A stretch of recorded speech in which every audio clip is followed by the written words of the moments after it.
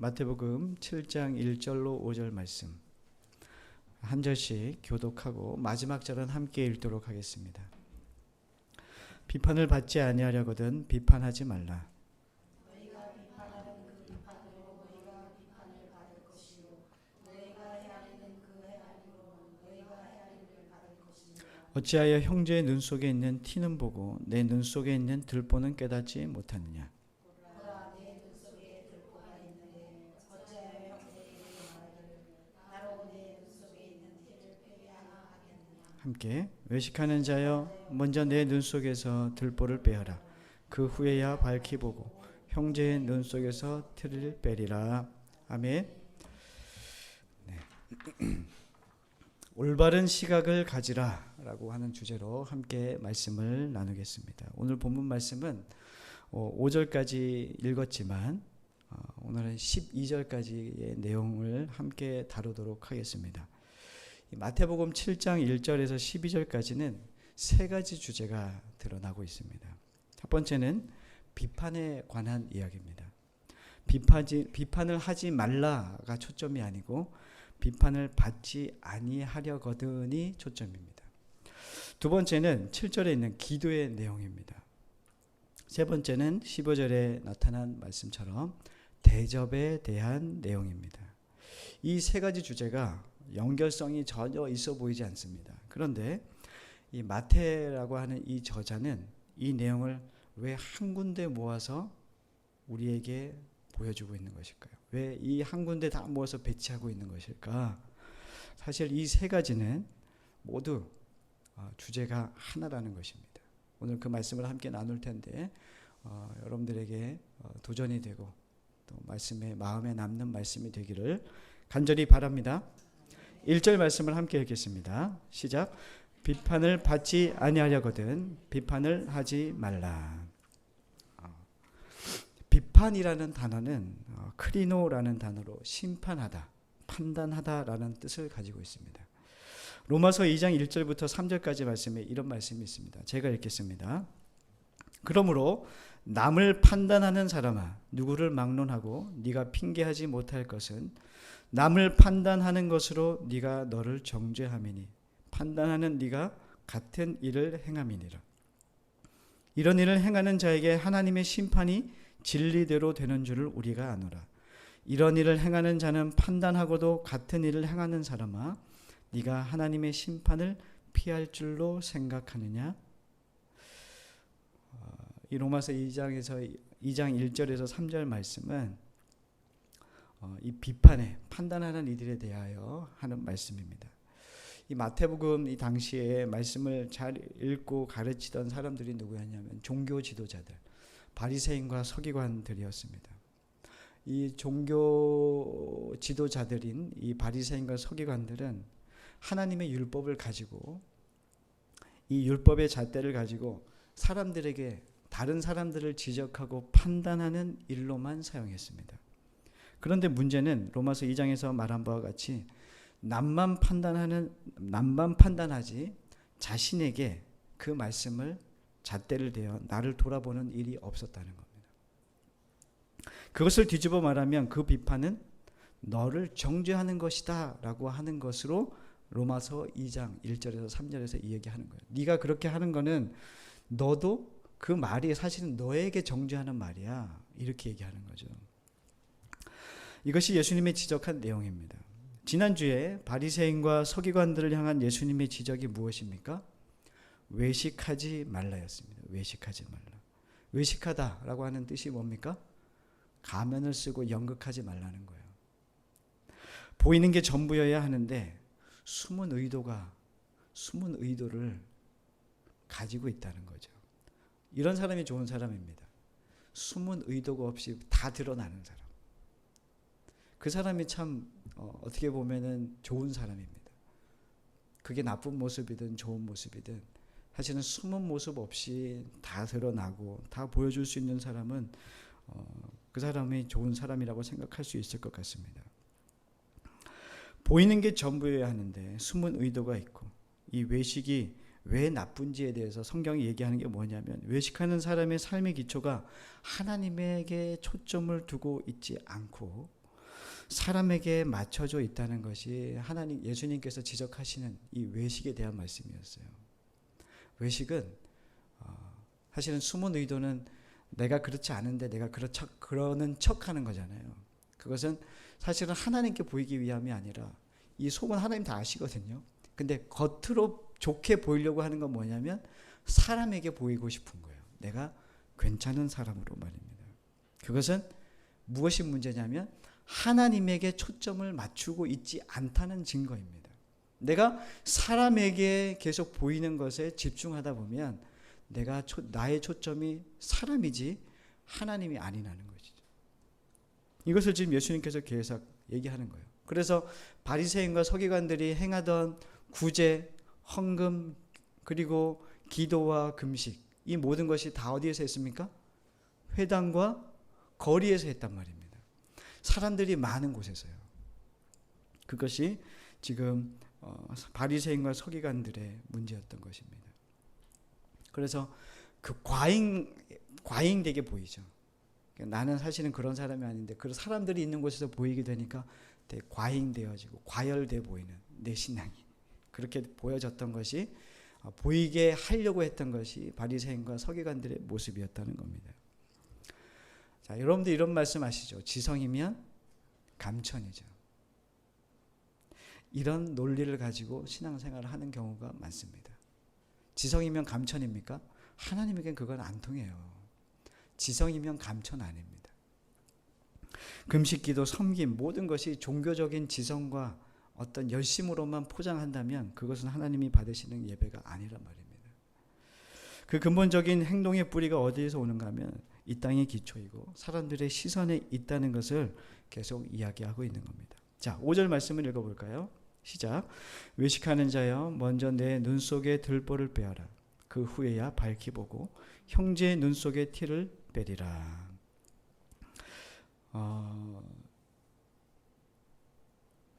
예수님은 계속해서 누구를 향하여 얘기하고 있냐면 외식하는 자들이에요. 타깃이 누구냐면 예수님을 신앙생활을 외식으로 삼는 외식하는 자들이었습니다. 외식하는 자들은 당시 바리새인과 서기관들이라고 말씀드렸습니다. 그들은 율법의 잣대를 자신들이 아닌 타인들을 향해서 계속 사용했죠. 자, 우리는 비판하지 말아야 합니다. 왜 비판하지 말아야 될까요? 왜 비판하지 말라고 하는 것일까? 아까 비판이 뜻이 뭐라고 그랬어요? 심판하다, 판단하다는 뜻이었어요. 자, 그건 뭐냐면 내가 비판을 하게 되면 심판자가 누가 되는 거예요? 내가 되는 겁니다. 그러면은 다시 말하면 원래 심판과 재판장은 누구시냐면 주님이세요. 하나님이신데 그 자리에서 하나님을 끄집어 내린 거예요. 그리고 내가 그 자리에 심판자와 재판자가 된 겁니다. 우리가 계속 탐하는 게 뭐냐면 내가 하나님처럼 되고 싶은 거예요. 인류의 첫 번째 죄악이 뭡니까? 하나님처럼 되고 싶은 거죠. 사단이 속였던 거예요. 근데 우리는 이런 작은 것 하나까지도 이러한 부분이 우리가 정말 예수님을 우리 하나님을 우리의 재판장으로 삼지 않는 거죠. 내가 재판장이 되고 싶어하는 예수님의 자리를 탐하는 우리들의 모습이 있다는 것입니다. 그래서 우리가 되게 경각심을 갖고 또 아주 이 신앙생활에 있어서 좀 더 아주 긴밀하게 들어가 보고 되게 좀 이게 뭐라 해야 될까요? 촘촘히 한번 따져봐야 되는 신앙생활이 좀 필요한 겁니다. 예수님은 두리뭉술하게 얘기하지 않으시잖아요. 하나하나 꼭꼭 집어서 얘기하세요. 구체적으로. 근데 우리는 구체적으로 신앙생활을 안 해요. 내가 잘하는 것만 딱 들이민단 말이에요. 근데 주님은 우리가 정말 범죄하여 나타나는 이 신앙의 잘못된 부분들을 하나하나 꼬집으신다는 거예요. 우리가 성품이 좋아지고 하나님께 인격적인 관계가 된다는 것은 요거 하나하나를 다듬어 가시는 주님을 경험하는 거예요. 주님을 내가 믿고 주님을 따르고 그리스도인이 됐다는 것은 성품이 변화되는 것이지 내 치성과 내 정성을 모아서 주님께 드리는 게 아니란 말입니다. 내가 정말 변하고 있는가? 내가 정말 예수 그리스도를 닮아가고 있는가를 점검하셔야지 내가 무엇을 하고 있는가를 증명하게 되면은 그 신앙생활은 오래가지 못해요. 자, 요셉은 평생 이해 안 되는 삶을 살았습니다. 요셉 아시죠? 요셉이 어떤 사람입니까? 요셉은 형제들에게 팔렸다고요. 팔려갔어요. 노예로. 팔려가고 노예 생활을 하게 됩니다. 그리고 그 노예 생활 가운데 누명을 쓰게 돼요. 누명을 쓰고 어디에 갇힙니까? 감옥에 갇혀서 시간을 보내게 됩니다. 이 말도 안 되는 인생, 야, 이거 어떻게 해석할 수도 없는 이 요셉의 인생 가운데 하나님께서 은혜를 베풀어 주셔서 이끌어 가시는 후에 마지막에 자리에 두신 곳이 어디였냐면 총리의 자리였습니다. 자, 우리는 여기에서 하나의 희망을 봅니다. 야, 고생 끝에 낙이 온다. 이렇게 생각하는데 성경은 그거 얘기하고 싶은 마음이 전혀 없어요. 자, 요셉은 그런 시간들을 거쳐서 총리의 자리에 오르게 됩니다. 자, 총리의 자리에서 형들을 기근이 들어서 애굽과 여러 모든 곳에 기근이 들었어요. 그래서 모든 사람들이 애굽으로 와요. 형제들도 오게 됩니다. 그때 형제들을 알아보죠. 그리고 총리의 자리에서 이 권력을 가진 이 요셉은 자기 힘으로 형제들을 다 죽일 수도 있었어요. 왜요? 내가 피해를 입었으니까. 그런데 그렇게 하지 않아요. 요셉이 뭔 얘기를 하냐면 이렇게 얘기합니다. 요셉이 창세기 50장에 그런 얘기를 해요. 내가 하나님을 대신하여 내가 하나님을 대신할 수 없습니다. 두려워하지 마십시오. 형제들에게 얘기한 거예요. 형제들에게 두려워하지 마십시오. 왜? 형제들 지금 떨고 있거든요. 야, 우리 쟤 팔았는데 제가 지금 복수할 수도 있어. 근데 요셉이 어떻게 하냐면 두려워하지 마십시오. 내가 어떻게 하나님을 대신할 수 있겠습니까? 걱정하지 마십시오. 이게 신앙입니다. 요셉이 총리가 됐더라가 아니라 하나님이 주신 자리에서 하나님의 자리를 탐하지 않고 하나님의 자리를 대신 내가 앉지 않는 거예요. 이게 요셉의 진면모입니다. 비판하는 실수는 누가 많이 저지르냐면 목회자이기도 해요. 목회자는 어떻게 교회 안에서의 리더이기 때문에 힘을 남용할 수 있다는 겁니다. 그리고 교회 지도자들인 장로님들, 함께하는 장로님들이라든지 또 어떤 기관장들이 될 수도 있을 것입니다. 비판은 누가 하냐면은 무엇인가를 하는 사람이 하는 거예요. 교회 안에서. 교회만 얘기하자면 그런 거예요. 교회에서 아무것도 안 하면 비판할까 안 할까요? 안 해요. 조용합니다. 근데 교회에서 무엇인가 하고 있으면 뭐 하냐면은 비판을 하기 시작하는 거예요. 야, 나처럼 해. 아무 얘기 안 하면 사람들이 상처받을까요? 안 할까요? 대답하세요. 내가 누군가에게 신앙의 권면을 하는 것은 그 권면은 그가 잘 되기 위한 건데 이 모든 말에는 우리가 정말 조심해서 할 필요가 있습니다. 권면이라는 것은 잘된 길로 이끈다는 의미예요. 가르친다는 게 아니에요. 그러니까 잘된 길로 이끈다는 것은 내가 그 길을 가는 거예요. 잘된 길. 내가 잘된 삶을 살아간 예수의 길을 걸어가는 사람이 그 길로 권면하신, 그거는 말로 하는 게 아니라 삶으로 하는 거예요. 그걸 권면이라 그러는 거예요. 근데 우리는 뭐 하냐면 비판한단 말입니다. 야, 너 왜 그거밖에 못해 이거죠. 그게 우리들의 신앙에 계속 묻어나고 있다는 거예요. 이게 우리들의 실력 없는 모습이에요. 신앙생활을 하다 보면은 내가 뭘 많이 해서 사람들이 상처받을 때가 많아요. 그러니까 내가 무슨 말을 많이 하거나 이런 것들이 사람들에게 상처가 될 때가 많다고요. 그냥 사랑으로 한번 안아주시면 되는데 그것이 계속해서 말이 되어지죠. 제가 수련목 시절에 한 장로님이 계셨는데 그분이 꼭 권사님 같았어요. 이렇게 머리가 하얘, 진짜 백발이세요. 보라색 아니에요. 하얗세요. 근데 그분이 언제나 보면 이 수령목 전도사가 얼마나 그때는 또 그렇게 좀 안 돼 보였겠어요. 그런데 늘 저에게 존대를 해주시고 늘 이렇게 허리 숙여서 인사를 하세요.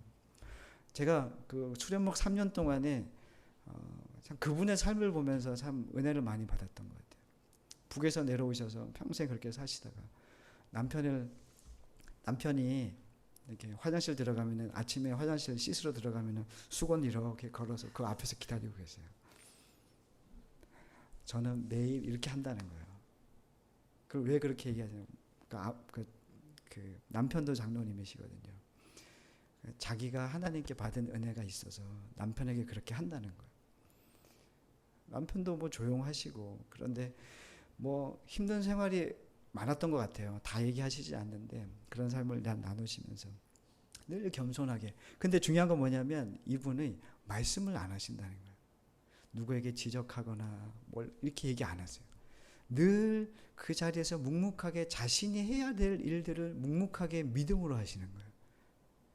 근데 누구 하나 물어봐도 그 장로님을 얘기하면은 모두가 그런 똑같은 대답은 뭐냐면 장로님의 삶을 보면은 제 삶을 회개하게 돼요. 이렇게 얘기하는 거예요. 근데 교회에서 본인들이 섬기는 거, 인사하는 거, 그리고 늘 겸손한 거 몇 개 없어요. 그리고 남에 대하여 비판하지 않아요. 늘 예수님이 걸으셨던 그 길을 걷고 싶어하는 마음이 있으셔요. 늘 예배 자리에 앉으셔가지고 기도하시고 그거 외에 그분이 하시는 게 없어요. 근데 늘 그분을 보면은 울림이 있어요. 뭔가 말을 해서가 아니라 그분의 삶이 울림이 되는 거예요. 내 마음이 진동이 일어나는 거죠. 우리가 비판이라는 것은 내가 하나님의 자리에 앉는 거거든요. 비판을 하지 말라가 아니라 비판을 받지 않으려거든. 우리는 예수님의 자리에 앉지 말아야 됩니다. 자, 7절 말씀을 함께 읽겠습니다. 시작. 구하라 그리하면 너에게 주실 것이요 찾으라 그리하면 찾아낼 것이요 문을 두드리라 그리하면 너에게 열릴 것이니라. 아멘. 이게 바로 기도에 관한 내용이죠. 우리는 이 말씀을 어떻게 이해합니까? 자, 이제 내가 원하는 데 있어요. 내가 원하는 게 있으니까 구하자. 주실 때까지 구하자. 주님께서 찾게 하실 때까지 주님 앞에 찾자. 주님께서 열어주실 때까지 문을 두드리자. 우리는 이렇게 기도의 치성과 열심으로만 이해합니다. 이 본문은 잘 들으십시오. 이 본문의 기도의 내용은 열심을 내라라고 하는 말씀이 아닙니다. 기도의 열심을 강조하는 내용이 아니란 말입니다. 자, 8절과 11절 말씀을 계속해서 읽겠습니다. 시작. 구하는 이마다 받을 것이요 찾는 이마다 찾아낼 것이요 두드리는 이에게는 열릴 것이니라. 너희 중에 누가 아들이 떡을 달라 하는데 돌을 주며 생선을 달라 하는데 뱀을 줄 사람이 있겠느냐? 너희가 악한 자라도 좋은 것으로 자식에게 줄 줄 알거든. 하물며 하늘에 계신 너희 아버지께서 구하는 자에게 좋은 것으로 주시지 않겠느냐. 아멘. 이 본문의 기도에 대한 내용의 초점은 기도를 찾을 때까지, 구해질 때까지, 열릴 때까지 기도하라는 내용의 초점이 아니라 아들과 아버지의 관계를 가지라라고 하는 말씀입니다. 아버지는 구하는 대로 줄까요? 안 줄까요?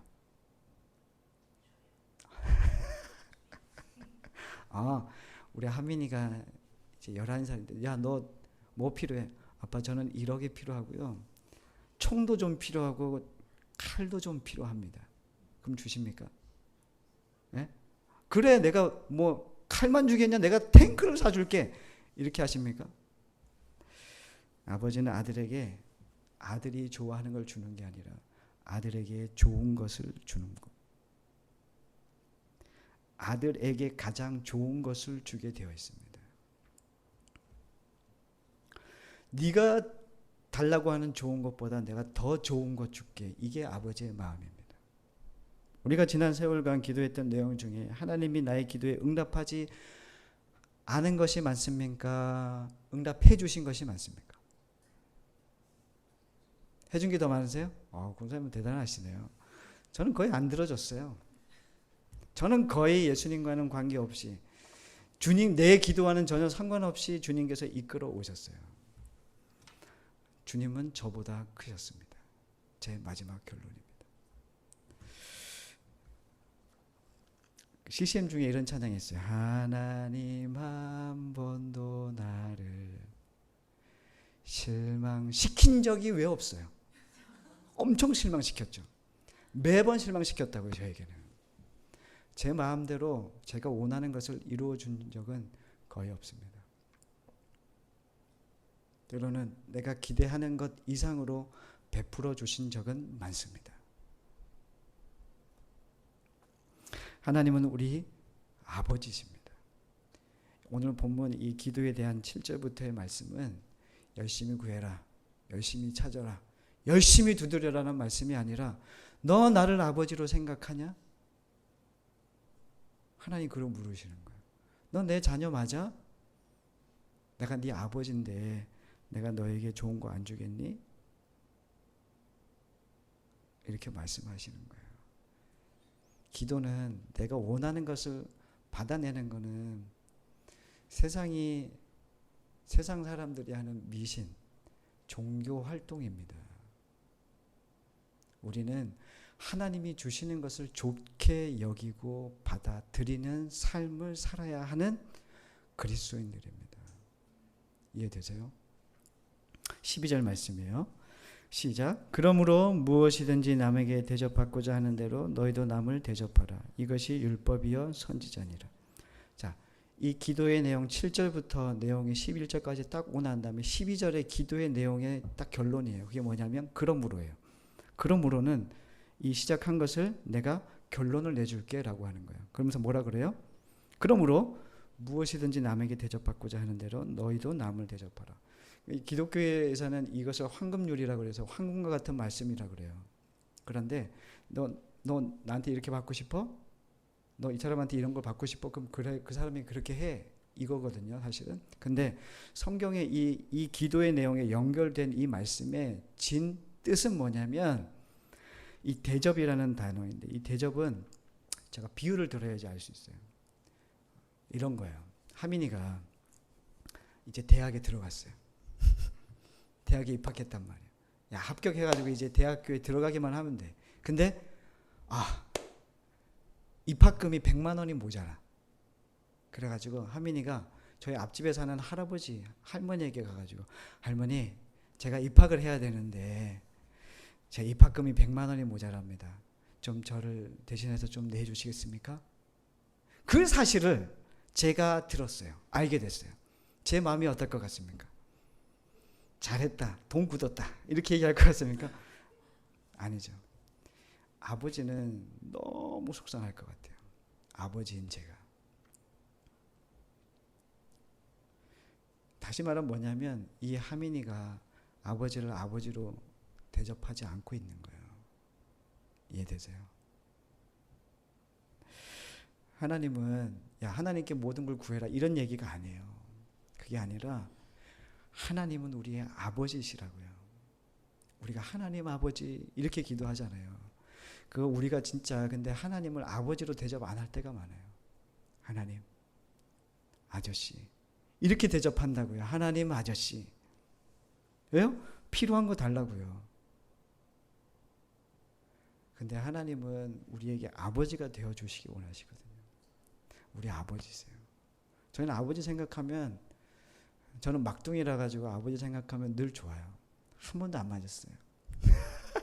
부럽죠? 저희 형들은 다 맞았어요. 근데 저만 안 맞았어요. 그래서 저는 형들에게 맞았어요.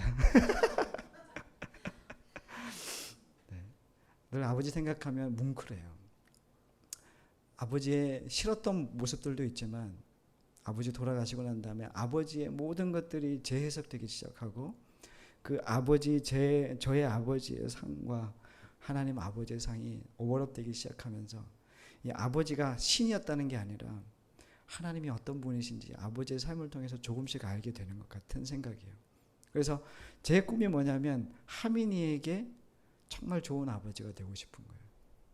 제가 아버지를 하듯 제 아들도 제 딸 아들이 아니죠. 제 딸도 저를 제가 아버지를 생각하든 그렇게 믿음의 증인으로 생각해 줬으면 좋겠다는 거죠. 그게 제 꿈입니다. 우리 아버지는 그랬어. 우리 아버지는 그런 믿음으로 사셨어. 우리 아버지가 이만큼 재산을 물려주셨어가 아니라 우리 아버지 이렇게 믿음으로 사셨어가 제 꿈이기도 합니다. 우리가 사실은 하나님을 아버지로 대접 안 할 때가 참 많아요. 주님께 아버지께 조를 수 있죠. 근데 졸라도 한계가 있는 거예요. 아무리 이한이가 칼을 좋아한다고 해서 야 오늘은 사시미를 줄게 그러면서 사시미를 주지 않잖아요. 왜요? 그한테 안 좋으니까요. 그 손에 들리면 잘못될 수 있어요. 상처가 나거나 다치거나 죽을 수도 있어요. 그래서 아버지는 그것을 아무리 원해도 그에게 주지 않습니다. 응답하지 않는 것도 응답이에요. 주시지 않은 것도 하나님이 응답하신 거라는 것을 우리가 알아야 됩니다. 주님은 우리가 하나님을 아버지로 여기고 살기를 원하시는 거예요. 이 관계가 사실은 정립되지 않은 사람들의 신앙생활에 참 많아요. 하나님은 아버지가 아니라 자판기로 여길 때가 많다고요. 우리가 생각하는 램프의 요정 진이라고 생각할 때가 많단 말입니다. 아버지는 다 주셔야지 얘기하지만 아버지는 다 안 주신단 말이에요. 우리의 이 하나님과 나의 관계, 내가 하나님을 아버지로 대접하고 있는지 한번 유심히 한번 신앙생활 하면서 한번 보시기 바랍니다. 자, 6절 말씀을 함께 읽겠습니다. 거룩한 것을 개에게 주지 말며 너희 진주를 돼지 앞에 던지지 말라. 그들이 그것을 발로 밟고 돌이켜 너희를 찢어 상하게 할까 염려하라. 자, 여기서 거룩한 것은 뭘까요? 거룩한 것. 거룩한 것은 주님께 드려진 것만이 거룩했다고 그때 당시에는 그랬습니다. 주님 앞에 제사에 올려진 그 제물만이 거룩했습니다. 그 제단에 바쳐진 제물의 실체는 지금은 오실 그리스도, 오신 예수 그리스도를 상징합니다. 예수님을 얘기하는 거예요. 거룩한 것은. 그래서 거룩한 것은 복음이신 예수 그리스도이시다. 자, 진주는 거룩한 것과 같은 상징입니다. 자, 그럼 개와 돼지는 누구일까요? 개와 돼지는 누구일까요? 개와 돼지는 마태복음 15장 26절에 이런 내용이 있어요. 수로보니게 여인과 예수님께 대화하시죠. 수로보니게 여인이 와서 예수님께 얘기하죠. 주님, 저에게 은혜를 베풀어 주세요. 야, 뭐 내가 너한테 이방인에게 뭐 개 돼지에게 내가 뭐 흘린 걸 주겠냐? 안 줄 거야. 아유, 상에서 떨어진 부스러기도 좋습니다. 주십시오. 그때 이방인들을 향해서 개 돼지라고 사람들은 얘기했단 말입니다. 그런데 그때 당시는 이방인이 개 돼지였단 말입니다. 돼지는 부정한 것이었어요. 그리고 이방인들을 개라고 얘기했단 말입니다. 그런데 지금 예수님은 이방인들에게 개 돼지라고 얘기 안 해요. 이 개 돼지는 누구냐면 종교 지도자, 교회 안에 바리새인과 서기관들, 외식하는 사람들을 향해서 뭐라고 얘기하냐면 개와 돼지에게 진주, 거룩한 것을 주지 마라. 이렇게 얘기하고 있는 거예요.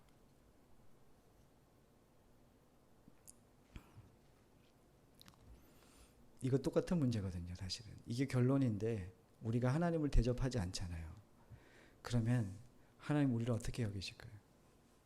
외식하는 자예요. 우리는 바리새인과 서기관과 별 다름이 없는 거예요. 저기 교회 밖에 있는 그들이 개돼지가 아니라 그 사람들이 이방인들이 거룩하지 않은 게 아니라 그 사람들이 개돼지가 아니라 우리가 그럴 수 있다는 거예요. 왜요? 하나님을 아버지로 대접하지 않고 살고 있으니까요. 여러분들이 점검하셔야 됩니다. 나는 하나님을 아버지로, 입은 그렇게 기도하는데 정말 삶으로 그렇게 살고 있는가? 교회는 오지만 하나님 앞에 기도는 하지만 하나님을 아버지로 만나지 못하고 내가 원하는 것을 얻어낼 수 있는 자판기로 생각하며 교회를 계속 끊임없이 쉬지 않고 출석한들 우리의 신분, 바리새인과 서기관과 별반 다르지 않는 외식하는 개와 돼지 같은 존재일 수 있다는 거예요. 나는 그렇게 여기지 않지만 주님은 그렇게 보실 수 있다는 겁니다. 우리는 짐승이 아닙니다. 하나님의 자녀임을 잊지 않기를 바랍니다. 우리를 자녀로 맞아주시는 하나님 앞에 우리가 담대히 나가되 이 관계를 온전히 하고 주님 앞에 나갈 수 있기를 간절히 원합니다. 존경하는 목사님이 성도를 만났대요. 제가 존경하는 목사님이 계신데 성도를 이제 오랜만에 만났나 봐요. 길에서 만나서 이렇게 얘기하다가 아유 잘 지내십니까 막 얘기하다가 그분이 근데 계속 대화하는 중에 계속 눈을 피하더래요. 이 눈을 피하면 좀 이상한 거예요. 눈을 계속 피하더래요. 왜 그러시는지. 그래서 목사님 물어봤대요. 왜 그러시냐, 어떻게 신앙생활을 잘하고 계시냐 그랬더니 그분이 이렇게 얘기하시더래요. 교회를 저는 옮겼습니다 그러더라고요. 깜짝 놀라셨대요. 왜 교회를 옮기셨냐고, 언제 옮기셨냐고 그랬더니 1년 전에 옮겼습니다 그러더래요. 좀 큰 교회였던 것 같아요. 그래서 이제 오랫동안 교회 나온 걸 제가 못 보시고 이제 그날 처음 이제 그 기간에 처음 만나신 거죠. 그래서 왜 교회를 옮기셨어요? 뭐 이렇게 물어보다가 어떤 교회를 다니신지 물어봤대요. 그랬더니 알아보니까 이단이었어요. 이단성이 있는 교회였던 거예요. 그래서 그 교회에서 빨리 나오시라고. 그 교회가 뭐가 좋다고 그렇게 가셨냐고. 그랬더니 그분이 그런 얘기를 하시는 거예요. 교회를 옮긴 이유. 자, 교회를 옮긴 이유. 교회를 왜 옮기셨습니까? 그랬더니 그분이 그렇게 얘기했대요. 그 교회는 분위기가 좋습니다, 목사님. 그리고 목사님, 그 교회는 점심 식사가 맛있습니다. 밥이 맛있습니다. 그게 이유래요. 이분이 나이가 지긋하신 권사님이세요. 그런데 중요한 건 뭐냐면 이분이 그렇게 몇십 년 동안 신앙생활하며 중직의 자리에 올라서 신앙생활을 했지만 이분은 한 번도 십자가 앞에서 자신이 죽어야 하는 죄인이라는 사실을 한 번도 경험하지 못했던 사람이라는 거예요. 나이가 많아서일까요? 아닙니다. 나이가 모르면 복음을 모를까요? 그거는 어르신들을 모욕하는 말입니다. 나이가 많아도 복음을 들을 수 있습니다. 깨달을 수 있습니다. 나이가 어려도 복음을 깨달을 수 있습니다. 그런데 그분에게 교회는 액세서리였고 그분의 삶에는 이 교회를 다니고 신앙생활을 하는 게 자신의 삶이라고 하는 이 자리에서 교양 과목에 불과한 하나에 있어도 되고 없어도 되는 내용이었단 말입니다. 필수 내가 통과해야 되는 과목이 아니었던 거예요. 십자가가.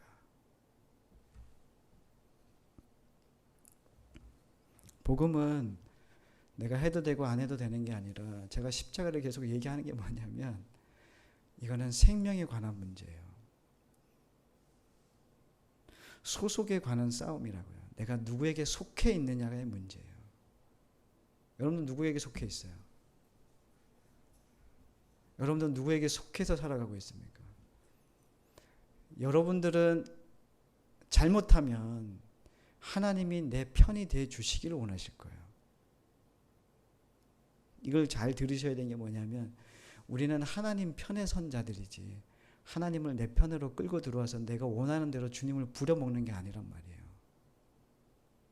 그러면 내가 하나님 편이 되었다는 것은 하나님이 옳다 여기시고 하나님이 기뻐하시고 하나님 우리에게 기준 잡아주신 그 선 안에서 말씀을 따라 행하라고 편되게 해주신 거란 말이에요. 근데 우리는 어떻게 합니까? 이게 문제예요. 신앙생활에. 저는 가장 싫어하는 교회의 모습이 치성과 열심을 강조하는 교회예요. 헌신하세요. 하지 마세요. 저희 교회는 아무것도 안 해도 됩니다. 그냥 예배 잘 드리세요. 교회 좀 더러우면 어때요? 꽃이 좀 어떠면 어떻고 좀 뭐 음향이 좀 그러면 어떻고. 예배하자고요. 이 권사님처럼 이렇게 사시다 끝나실 거예요? 이단 교회 갈 거예요? 열심히 살지 마세요. 신앙생활을 열심히 살지 말라는 말은 좀 아니다. 열심히 신앙생활을 하려고 하지 마시고 진실되게 신앙생활을 하시려고 애쓰셔야 돼요. 무엇이 하나님이 기뻐하시는 일인지 아닌지를 좀 분별하시라고요. 분별은 뭐냐면 길을 내다라고 하는 뜻이에요. 길을 내다. 내가 이거 잘 분별했어. 이게 아니란 말이에요. 분별은 뭐냐면 길을 내는 건데 내가 길을 낸 게 아니라 예수 그리스도께서 길을 내신 길을 따라가는 게 분별하는 삶이라는 거예요. 그래서 분별은 내가 하는 게 아니라 예수님께서 보여주신 십자가의 길로 걸어갈 때만 분별이 일어나는 거예요. 분별해. 이게 아니라 말씀을 보면 분별할 수 있게 돼요. 주님의 말씀이 기준이 되면 그 말씀대로 살아가게 되면 분별된, 구별된 삶을 살게 되는 거예요.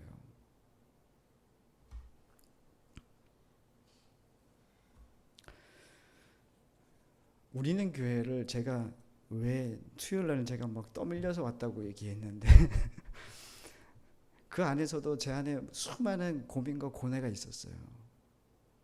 야, 이렇게 내가 교회를 세워갈 수 있을까? 내가 원하는, 내가 부딪혔던 이 모든 것을 해로 여기고, 내가 그렇게 경멸했던 것을 해로 여기고, 하나님이 기뻐하시는 이 신앙생활과 목회를 할 수 있을까? 고민했단 말입니다. 고민 안 하는 사람처럼 보입니까? 머리 흰 것 보세요. 권사님만큼은 아니지만 고민을 상당히 많이 해요.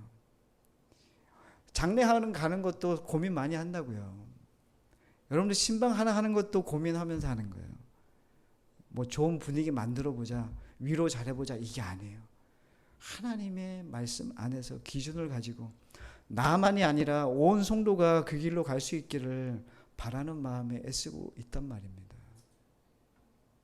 제가 그래서 계속 하지 마세요, 하세요, 이런 얘기 제가 계속 얘기한 건 뭐냐면 하지 않는 것이 우리의 신앙생활이란 말이에요. 여러분들은 해왔던 사람들이니까 아마 안 했던 사람에게는 제가 하라 그럴 거예요. 근데 여러분들은 뭐 하셨어요? 여러분들은 몸에 아주 익어진 신앙생활이 있단 말이에요. 제가 모를 것 같아요. 제가 한번 해볼까요? 아주 힘들게 한번 해볼까요? 안정환 집사님 오라고 하세요. 뭐 이렇게 할 수 있어요 지금. 그게 아니란 말이에요. 말씀을 따라 해보자고 애쓰는 거예요. 목사 말도 우습게 여기는데 무슨 하나님 말씀 귀하게 여기겠습니까? 이해되십니까? 제가 제 왕국을 만들려고 지금 교회 개척한 게 아니란 말입니다. 하나님의 나라가 모두에게 경험되도록 하기 위해서 애쓰고 있는데 여러분들은 마음을 다하셔야 됩니다. 제 말에 동의하지 마시고 하나님의 말씀에 근거해서 그렇게 얘기하는 목회자의 말을 신뢰해 주시고 이 믿음의 한 걸음을 내딛는 훈련을 할 때 여러분들은 하나님과 함께 직접적인 관계 안에서 말씀하시는 것이 여러분들에게 순종으로 나타나게 되는 거예요. 그 훈련을 이 연구실에서, 이 교회라고 하는 이 실험실에서 계속 연습하셔야 돼요. 연습 안 하시면 여러분들 하는 신앙생활이 전혀 이전과 다르지 않게 돼요. 바꾸셔야 됩니다. 아멘이십니까? 하나님을 나의 아버지로 믿고 그분의 아들 예수 그리스도로 인하여 주어진 구원과 이 확신 가운데 날마다 십자가로 나아가는 참된 복음의 빚진 자, 하나님의 자녀로 세상 속에서 승리하는 우리는 교회 모든 교우들이 되시기를 간절히 소망합니다. 자, 제가 잠깐 기도하겠습니다. 사랑과 은혜가 충만하신 하나님 감사합니다. 우리에게 주신 하나님의 말씀은 너무나 크고 너무나도 대단하셔서 우리로서는 버거울 따름입니다. 한 구절 한 구절 말씀을 읽어 나아가며 그 말씀을 내 안에 녹여내는 작업이 우리에게 얼마나 큰 고통인지 잘 압니다. 그래서 주님, 우리가 주님 앞에 주저하지 않고 나를 드릴 수 있는 유일한 방법은, 이유는 주님께서 녹아지는 나의 심령 가운데 다시금 새롭게 창조하시는 창조의 역사가 그 속에 있기 때문에 우리는 거침없이 나를 주님께 드릴 수 있습니다. 하나님, 우리를 구원해 주십시오. 세상의 거짓과 인간의 생각과 세상의 가치관에 잠식되어 있는 우리들의 모든 것들을 새롭게 하시고 이제는 하나님이 원하시고 기뻐하시는 뜻을 따라 하나님의 말씀의 기준, 이 길로 믿음으로 작지만 보폭이 좁지만 그 걸음을 한 걸음 한 걸음 내디딜 수 있는 용기를 허락해 주옵소서. 예수 그리스도의 이름으로 간절히 기도드렸습니다.